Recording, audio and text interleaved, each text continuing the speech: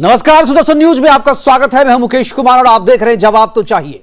जवाब तो चाहिए में आज हम बात करेंगे खालिस्तानी आतंकी हरदीप सिंह निज्जर की पाकिस्तानी खुफिया एजेंसी आईएसआई के साथ सांठगांठ की। ड्रग्स के धंधे में खालिस्तान और आईएसआई के पार्टनरशिप की और पंजाब के युवाओं की रगों में ड्रग्स की डोज देकर उसे तबाह करने की खतरनाक साजिश की। ड्रग्स के धंधे से हो रहे मुनाफे के बंटवारे को लेकर आईएसआई और खालिस्तान के बीच में आई दरार, इसकी भी चर्चा आज हम करेंगे। आईएसआई और कनाडा सरकार की छत्रछाया में ड्रग्स का कारोबार चलाया जा रहा है और ड्रग्स की इस डोज को पाकिस्तान या कनाडा में कंज्यूम नहीं किया जाता, बल्कि इसका टारगेट भारत है और भारत में भी खास तौर पे पंजाब में ड्रग्स का कारोबार पिछले 2 दशकों में परवान चढ़ा है और इसे परवान चढ़ाने में खालिस्तान और पाकिस्तान के आईएसआई का हाथ रहा है। पंजाब के युवाओं को नशे की लत में उलझाकर वह न सिर्फ भारत और पंजाब के भविष्य को तबाह कर रहे हैं, बल्कि इस धंधे से हजारों करोड़ की कमाई भी कर रहे हैं। इस रैकेट से पंजाब के मनी लॉन्ड्री में लिप्त सफेद पोश भी शामिल है। ड्रग्स तस्करी की काली कमाई मनी लॉन्ड्रिंग के जरिए गंतव्य तक पहुंचाए जा रहे हैं और पंजाब से ईडी ने सुखपाल सिंह खैरा की जो गिरफ्तारी की है उसे भी इसी रैकेट से जोड़कर देखा जा रहा है।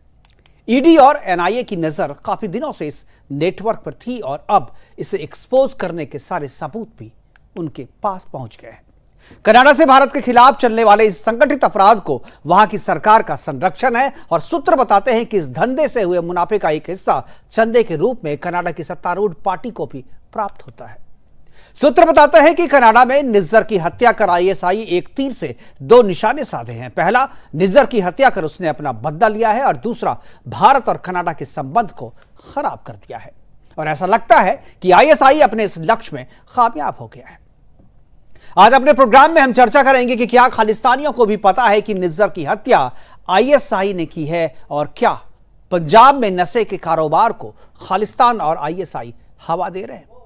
क्या पंजाब में खालिस्तान और आईएसआई को स्थानीय समर्थन भी मिल रहा है, क्योंकि बिना स्थानीय समर्थन के इतने बड़े रैकेट को चलाया नहीं जा सकता, इतने बड़े नेटवर्क का संचालन नहीं किया जा सकता है। करेंगे चर्चा और चर्चा को आगे बढ़ाने के लिए हमारे साथ 3 एक्सपर्ट होंगे। संजय कुलकर्णी जी डिफेंस एक्सपर्ट के रूप में हैं। इसके अलावा ओपी गुप्ता डिप्लोमैट हैं, पूर्व राजनयिक हैं, वो हमारे साथ रहेंगे। और इसके अलावा जो सबसे महत्वपूर्ण गेस्ट आज हमारे साथ हैं, एनके सूद, एक्स रॉ ऑफिसर हैं, वो इस नेटवर्क के बारे में उनसे बात करेंगे। लेकिन पहले एक छोटी सी रिपोर्ट देखते हैं। रिपोर्ट के बाद चर्चा को आगे बढ़ाएंगे और मेहमानों से आपका परिचय कराएंगे।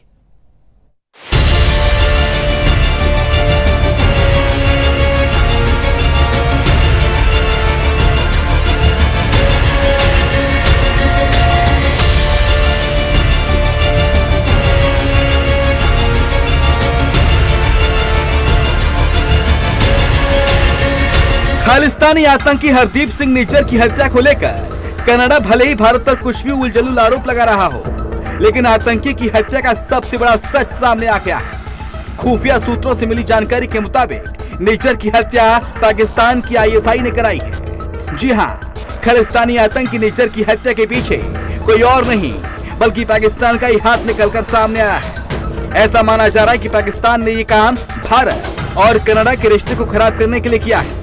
बता दें कि निज्जर के जानने वाले आईएसआई के एजेंट ने ही उसकी हत्या को अंजाम दिया, क्योंकि निज्जर के पास वही पहुंच सकता था जो उसको जानता हो और आईएसआई के एजेंट निज्जर को अच्छे से जानते थे।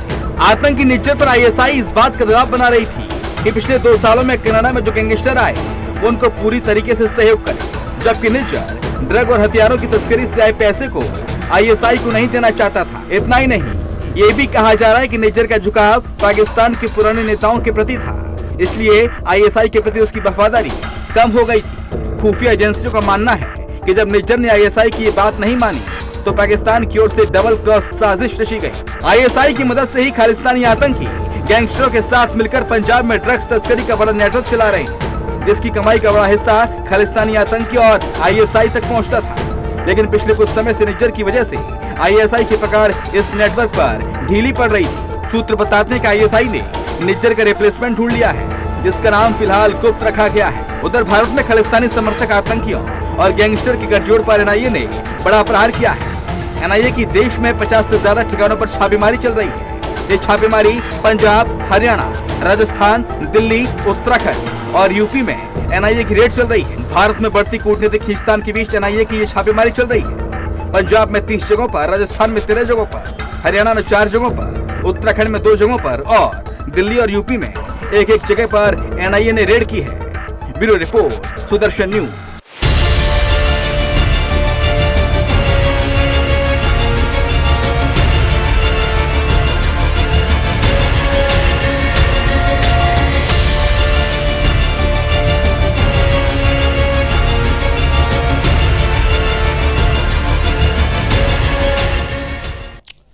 तो खालिस्तानी आतंकी निज्जर जो है वो पन्नू का राइट हैंड था और पन्नू के साथ मिलकर के वो इस रैकेट को चला रहा था और भी ये भारत के मोस्ट वांटेड लिस्ट में भी इसका नाम शामिल था। क्या कौन था निज्जर और क्या करता था और इसके खिलाफ क्या क्या आरोप हैं, इस पर भी हमने एक छोटी सी रिपोर्ट तैयार की है, वो भी देखते हैं, उसके बाद चर्चा की शुरुआत करेंगे।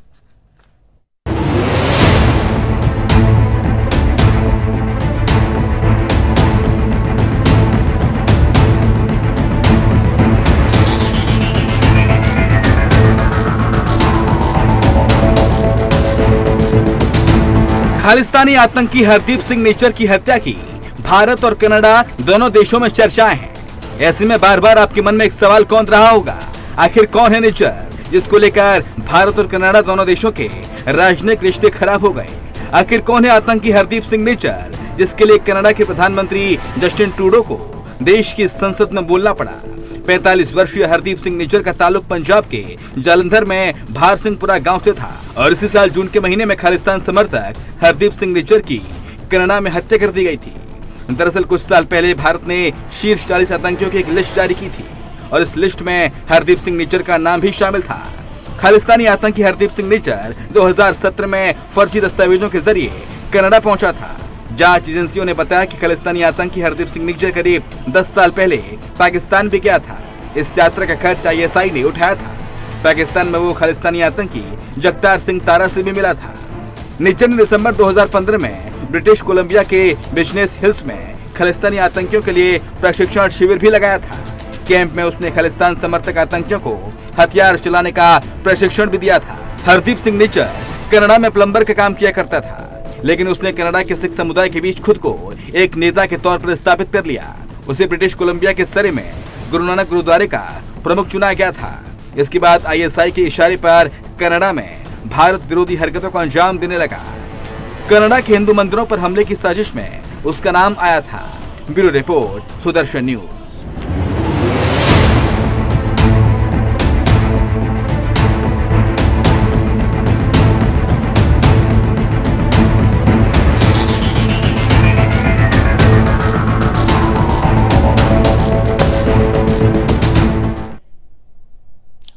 निज्जर की हत्या से कनाडा इतना बौखलाया हुआ क्यों है? क्या है कनाडा का निज्जर के साथ संबंध और खालिस्तान का क्या है आईएसआई के संबंध? ये सारी चीजें एक्सपोज हो चुकी है। करेंगे चर्चा और चर्चा को आगे बढ़ाने के लिए हमारे तीनों मेहमान संजय कुलकर्णी जी, ओपी गुप्ता जी और एनके सूद साहब तीनों जुड़ गए हैं। तीनों से हम चर्चा की शुरुआत लेकिन एनके सूद साहब से मैं करना चाहूँगा जो कि एक्स रॉ ऑफिसर है। सूद साहब, ये जो अभी चर्चा चल रही है और जो जानकारी निकल के आ रही है कि आईएसआई ने निज्जर की हत्या करवाई है और इसके पीछे जो नेटवर्क चल रहा था इन लोगों का, ये जो कारोबार चल रहा था नशे का, उसमें पैसे यानी मुनाफे को लेके आईएसआई और खालिस्तान के बीच में कुछ खटपट चल रही थी और इसी का बदला या निज्जर जो है शायद आईएसआई की बात को मान नहीं रहा था। उसके ऑर्डर पाकिस्तान के कुछ नेताओं के साथ थे और आईएसआई जो चाह रहा था वो निज्जर कर नहीं रहा था, इसीलिए शायद इस तरीके की घटना को अंजाम दिया गया और इसका दोष जो है वो भारत के सिर पर मढ़ दिया गया ताकि कनाडा और भारत के संबंध जो है वो खराब हो जाए।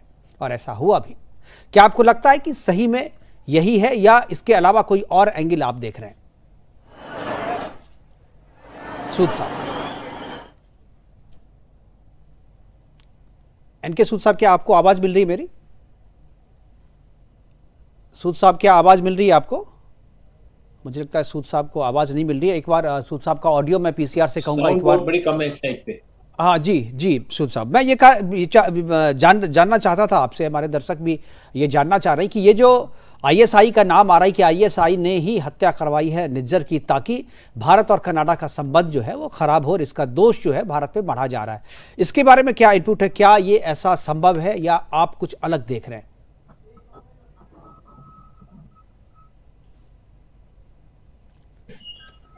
एक बार सूद साहब का ऑडियो ठीक कीजिए, तब तक मैं ओपी गुप्ता जी के पास जाऊंगा। ओपी गुप्ता जी, मैं आपसे भी यही सवाल है, और इससे पहले भी हम लोग चर्चा कर चुके हैं कि भारत और कनाडा के संबंध जो है वो ख़राब हुए हैं। राजनीतिक स्तर पे एक दूसरे के राजनयिकों को अपने अपने देशों से बाहर किया है दोनों देशों ने, और अब ये बात जो है यूनाइटेड नेशन तक चली गई है।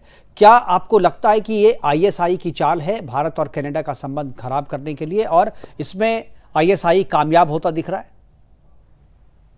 ये ड्रग माफिया का आपसी लड़ाई है जी, और उसमें जो है चाहे ISI हो कुछ भी हो, लेकिन ये ड्रग माफिया का वार है। और अपने जो ट्रूडो साहब जी। हैं उन्होंने इसका मिसयूज किया है।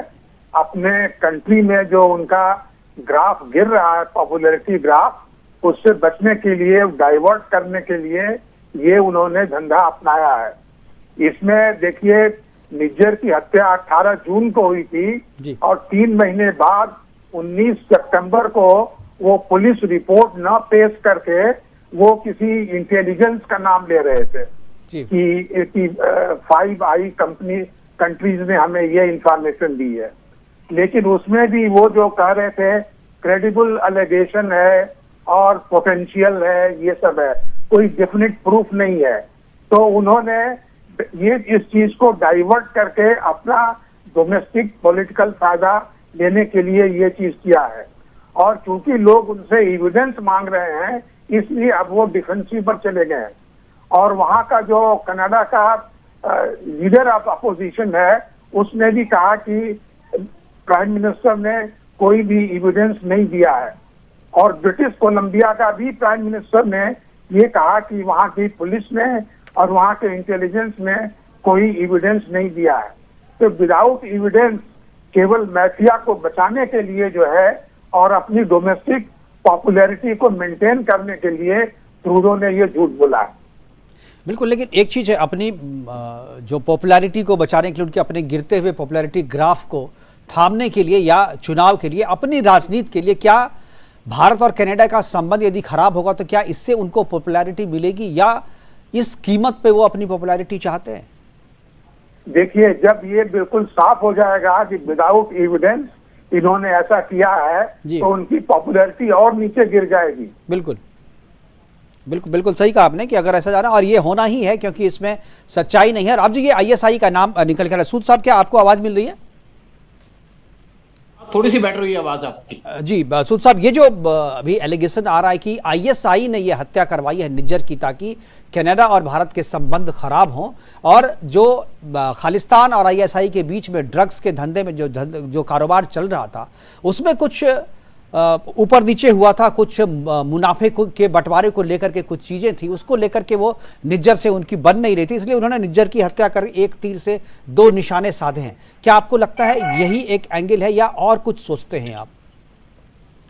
देखिए, मेन बात, जैसे आपने कहा कि ISI ने इसका मर्डर कराया होगा, हमें उससे फर्क नहीं पड़ता जी। मर्डर चाहे ISI कराए चाहे कोई कराए, इंडिया ने मर्डर नहीं कराया, पहली बात जी। दूसरी बात है कि अगर ISI ने मर्डर कराया तो कनाडियन इंटेलिजेंस क्या कर रही थी? कनाडियन इंटेलिजेंस को ये पता ही नहीं है कि इसका मर्डर किसने किया है। 3 महीने हो गए इनके मर्डर को, लेकिन इनकी कोई इंक्वायरी पूरी नहीं हुई, इनके पास कोई एविडेंस नहीं है। फिर कहते हैं इनके पास ओपन सोर्सेस से एविडेंस है, जैसे आपके फेसबुक के, ऐसे यहाँ से कोई एविडेंस मिलती है? इंटेलिजेंस की एजेंसीज के इस तरीके से काम करती हैं। और फिर कुछ लोग कहते हैं अमेरिका के कि हमने 5i से इंफॉर्मेशन शेयर करके दी है। भाई, अमेरिका की CIA क्या कर रही है? ब्रिटेन की MI5 क्या कर रही है? और जो कनाडा की इंटेलिजेंस ये क्या कर रही है? ये सबके सब बेसिकली देखा जाए तो मुझे लगता है कि ये सब कुछ फेल हो चुके हैं। एक्चुअली क्या है कि एजेंडा एक चल रहा है, ये हिंदुस्तान को डिस्टर्ब करने का है, क्योंकि ये लोग बहुत परेशान हो गए। हिंदुस्तान एशिया की कंट्री ने कैसे डेवलप कर रही है, कितनी कैसे स्ट्रांग हो गई, और G20 की समिट देख करके सब परेशान हो गए।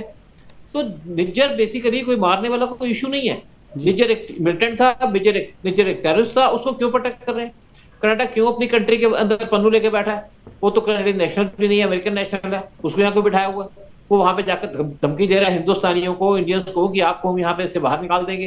तो कनाडियन गवर्नमेंट क्या कर रही है? देखिए, जो सारा कुछ काम है, किसी का भी आप नाम लीजिए, मेन जो ब्लेम जाता है वो जाता है ट्रूडो के ऊपर, और ट्रूडो वो भी कहते हैं कि ड्रगिस्ट है, ड्रग लेता है, तो इसीलिए ड्रगिस्ट को सपोर्ट करता है। अब आप कहते हैं कि हमारी बड़ी कंट्री है, बड़ी इंपॉर्टेंट कंट्री है, हमारे पास बहुत पावरफुल हमारी जो इंटेलिजेंस एजेंसीज हैं, हम यहाँ पे बड़ी रिस्पेक्ट करते हैं, जो ह्यूमन राइट्स का इशू है, अमेरिका की ये बात बोलता है। तो जब एक टेररिस्ट मारा गया तो उसको आप ह्यूमन राइट्स का इशू देते हैं। अमेरिका क्या जवाब देगा कि उसने किस तरीके से जाकर के उसामा बिन लादेन को मारा, वो भी दूसरी कंट्री के अंदर जाके ओपन मारा। तब तो आपका ह्यूमन राइट्स चुप रहा। आप सद्दाम हुसैन को मार देते हैं, उसकी कंट्री के अंदर किसी कंट्री के प्रेसिडेंट को मार देते हैं और फिर बात करते हैं ह्यूमन राइट्स की, तब आप पे क्यों नहीं एक्शन होता है? जब इन्होंने इराक के ऊपर अटैक किया तो उसके बाद जो सद्दाम को मारा तो 4.5 लाख लोग मारे गए। सीरिया के अंदर आपने गर्दा बचा रखा है, आपने अफगानिस्तान को बर्बाद करके रख दिया, आपने वियतनाम में घुस के वहां पे लाखों लोगों का मर्डर करवा दिया, आपने ईरान के अंदर सैंक्शन लगा करके वहां लोगों को मारा हुआ, फिर आप ह्यूमन राइट्स की बात करते हैं, ह्यूमन राइट्स के चैंपियन बनते हैं। और निज्जर जैसे आदमी के ऊपर आप हिंदुस्तान को सपोर्ट करने के बजाय वहां पे म्यूट रहते हैं या कहते हैं हमने 5i की इंफॉर्मेशन दी है। अगर आपके पास 5i की इंफॉर्मेशन है तो इंडिया से शेयर कीजिए। आपकी एजेंसीज इंडिया से भी तो बात करती है ना सबके सब। तो आप बेसिकली आप आज जो कनाडा के अंदर इंसिडेंट हो रही है, हम उनको पूरा इंफॉर्मेशन दे रहे थे, डोजियर दे रहे थे, एक ब्लैक लिस्टेड आदमी जिसके ऊपर रेड कार्नर नोटिस इशू किया हुआ है, आप अपनी कंट्री के अंदर उसको असाइलम देते हैं, अपने सिटीजनशिप देते हैं। तो किस टाइप का आपकी ओपनिंग है, किस टाइप की आपकी डेमोक्रेसी है, किस टाइप का आपका एक सिस्टम बना हुआ लॉ का? लॉ तो आपके यहाँ पे है ही नहीं। डुप्लीकेट लॉ है, डुप्लीकेट प्रिंसिपल्स हैं, डुप्लीकेट आपके जो जितनी चीजें हैं। और आप जो अपने आप को डेवलप कंट्री कहते हो, कहाँ पे डेवलप्ड है? आज आप टोटली पिट रहे हैं पाकिस्तान के ऐसे से, उनके इशारे में काम कर रहे हैं। और आपको ये लगता है कि रॉ ने इसको मारा, और रॉ ने मारा तो रॉ के खिलाफ एविडेंस दीजिए। एविडेंस आपके पास है नहीं, आप कुछ कह नहीं पा रहे, और हमने जिस तरीके से एक्शन लेना शुरू कर दिया है, देखिए बहुत से पाकिस्तान के मिलिटेंट वो मारे जा रहे हैं। कौन मार रहा है? रॉ का तो हाथ किसी ने नहीं दिया, किसी ने नाम नहीं लिया रॉ का, वो मारे जा रहे हैं अपने इंटर गैंग राइवलरी की वजह से। सेम हारो हो रहा है आपका कनाडा के अंदर जी। आपका सिस्टम फेल है, आपकी गवर्नमेंट चल नहीं रही, आपकी इकोनॉमी डूब रही है, आप सिर्फ जी रहे हैं यहाँ पे। जो हिंदुस्तान से वहां पे स्टूडेंट जाते हैं, $22 बिलियन आपको उससे मिलते हैं, और आप हिंदुस्तान को टारगेट कर रहे हैं। ये जो इनके यही चीज जो है 2018 में भी आए थे, तब भी खालिस्तानी टेररिस्टों से मिले थे, और जब यहाँ पे आए थे तो पीएम मोदी ने इनको अटेंड नहीं किया। जब उसके बाद ये लाल किला आपके यूपी चले गए ताजमहल देखने, तब भी हमारे सीएम नहीं गए। और जब ये आपके चले गए गुजरात के अंदर, तब भी वहां पे सीएम इनको विजिट करने नहीं गए, क्योंकि इनके लिंक थे खालिस्तानियों से, और जो खालिस्तान के लिंक से इंडिया को डिस्टर्ब करना चाह रहे हैं। ये अपने आप को कहते हैं ह्यूमन राइट्स के प्रोटेक्टर। ये लोग वो हैं जो ह्यूमन राइट्स की वायलेशन करते हैं और लाखों लाखों लोगों का मर्डर करते हैं, और उसके बाद अपने आप को कहते हैं कि हम तो बहुत अच्छे हैं, हम बड़े सिंपल हैं। क्योंकि इनके जो यूरोपियन है ना, वो देख नहीं पा रहे हिंदुस्तान कैसे आगे बढ़ रहा है, कैसे एशियन कंट्री आगे बढ़ रही है। और जब से हमने चांद पे अपना चंद्रयान 3 उतारा है, तब से तो इनकी नींद हराम हो गई है कुछ लोगों की। ये वर्ल्ड में राइवलरी जो चल रही है आगे बढ़ने की, उसका भी एक नतीजा है। लेकिन एक चीज़ है, मैं कुलकर्णी संजय कुलकर्णी जी से जानना चाहूँगा। कुलकर्णी जी, क्या अगर जिस तरीके से मोसाद है, चाहे अभी जैसा सूद साहब ने कहा कि अमेरिका है, सब कोई जानता है, अपने दुश्मनों को दूसरे के देश में घुस करके ये लोग मार देते हैं, लेकिन उन पर कोई चर्चा नहीं करता। लेकिन अगर वाले निज्जर की हत्या भारत ने नहीं की, रॉब का कोई हाथ नहीं था, लेकिन वो था तो हमारा दुश्मन, हमारे आतंकवादी की लिस्ट में था, मोस्ट वांटेड में था। अगर वो मर भी गया तो इसके लिए हमें तो कोई उसमें दुख की बात नहीं है, कहीं भी भारत को इस पर यह नहीं कर। लेकिन क्या भारत को इस तरीके के एक्शन लेने चाहिए खुले तौर पे? अभी तो आप इल्जाम लगा रहे हो, क्या खुले तौर पे अपने दुश्मनों को दूसरे के देश में, अगर हमारे, क्योंकि कनाडा में जो ये निज्जर और जो पन्नू है वो तो खुलेआम धमकियां भी दे रहा है, रोज जो है भारत के खिलाफ जो काम करता है, भारत के खिलाफ वहां प्रदर्शन कर रहा है। तो क्या ऐसे लोगों को, भारत को वहां पर कमांडो ऑपरेशन जो होता है, जैसा कि इजराइल करती है, मोसाद करती है, क्या इस तरीके की चीजें भी हो सकती है? क्या आप इसको सजेस्ट करते हैं होना चाहिए? धन्यवाद मुकेश जी। सबसे पहले तो मैं कहूँगा कि इसमें कोई शक नहीं कि ये जो कनाडा के बीच में जिस प्रकार से सेपरेटिज्म को लेकर के अभी नहीं, काफी सालों से चलता है। और इनके जब पिताजी भी प्रधानमंत्री थे 1984 तक, 85 में कनिष्का का कांड हुआ, उस वक्त भी मिसेस गांधी इन्हें कई बार समझाती रही कि हमारे यहाँ पे पुलिस को पर्सनल को मार करके आपके यहाँ पे ये जो सिख आतंकवादी हैं ये पनाह ले रहे हैं, आप इनके ऊपर नजर रखिए और इनके ऊपर सख्त कार्रवाई कीजिए। लेकिन ये ट्रूडो जो वो, चाहे इनके पिताजी हो या खुद अभी जस्टिन ट्रूडो जो प्रधानमंत्री है वो हो, इनके ऊपर हमेशा वो अनकैनी करते रहे। और इस तरह के जो आप देखें, अभी 2% पॉपुलेशन जो है, 7 लाख से ज्यादा सिख पॉपुलेशन अब कनाडा के अंदर है, और खासकर ब्रिटिश कोलंबिया में है।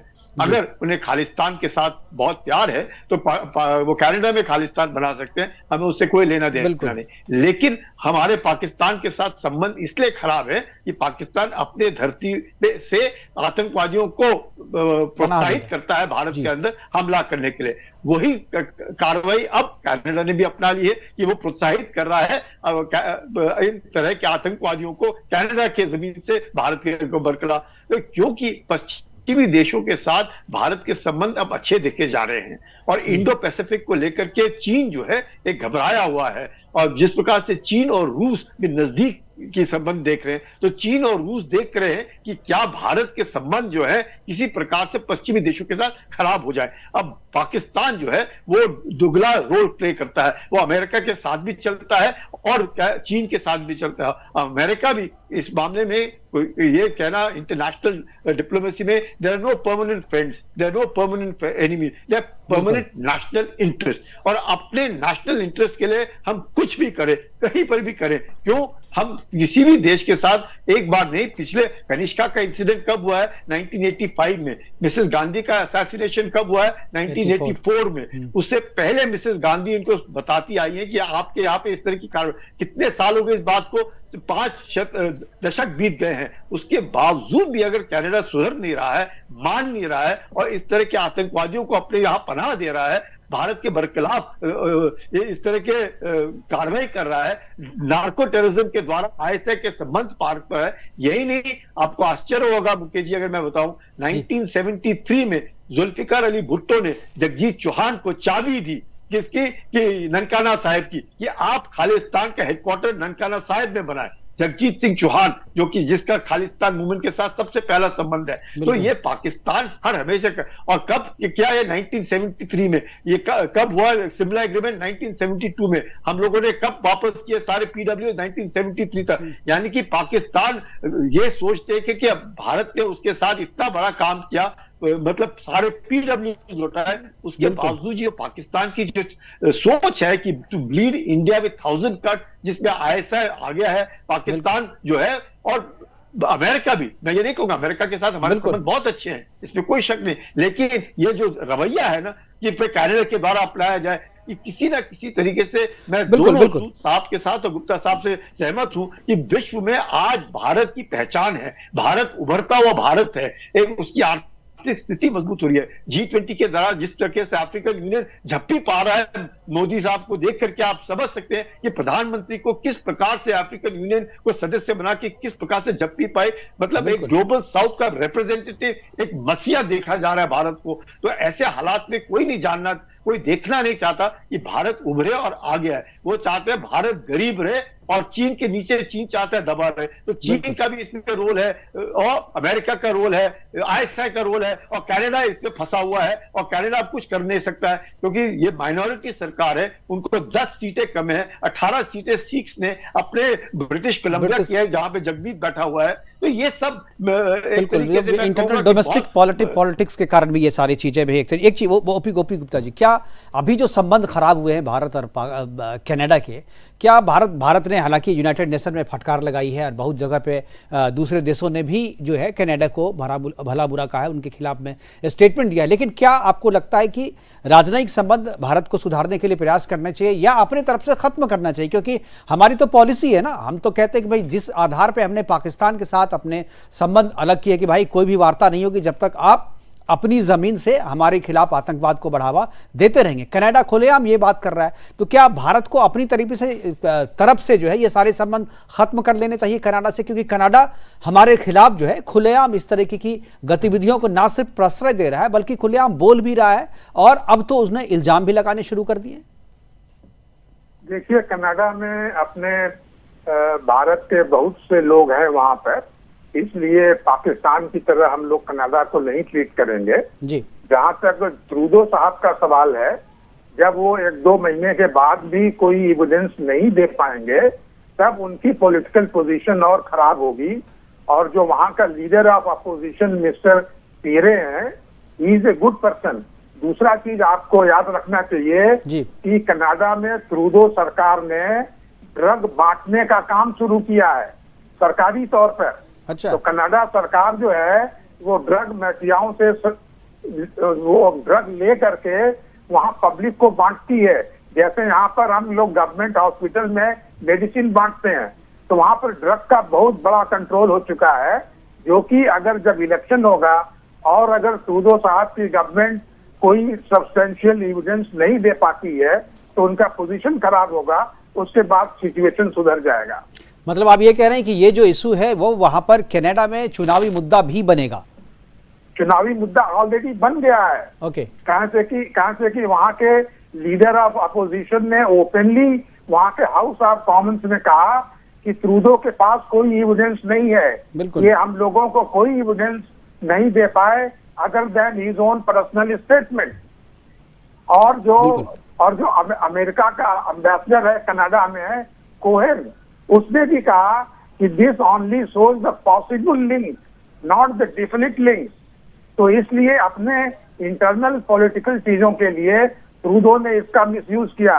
As soon as he is exposed, उसका पॉलिटिकल लेवल और नीचे गिर जाएगा। दैट विल ओपन द, मैंने उसके बाद हम लोगों के रिलेशनशिप बिल्कुल नॉर्मल हो जाएंगे। एजुरेशन बिकॉज ऑफ ट्रूडो है।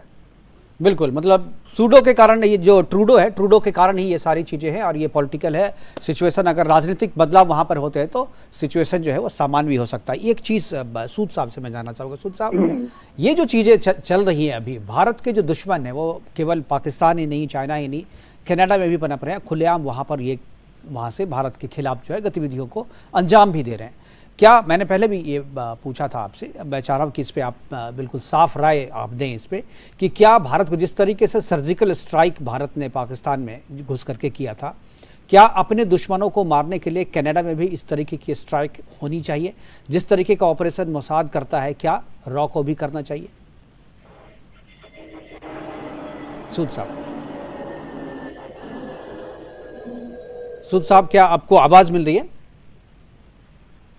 सूद साहब को लगता है अब आवाज नहीं मिल रही। एक बार पीसीआर कहूंगा, एक बार ऑडियो इनका ठीक करें। बहुत कम आवाज आ रही है जी, मैं एक बार मैं आवाज आ रही है तो मैं पूछ रहा हूं कि क्या जिस तरीके से सर्जिकल स्ट्राइक भारत ने पाकिस्तान के खिलाफ किया था, क्या कनाडा में छुपे भारत के दुश्मन को समाप्त करने के लिए, खत्म करने के लिए उसी तरीके का स्ट्राइक करना चाहिए?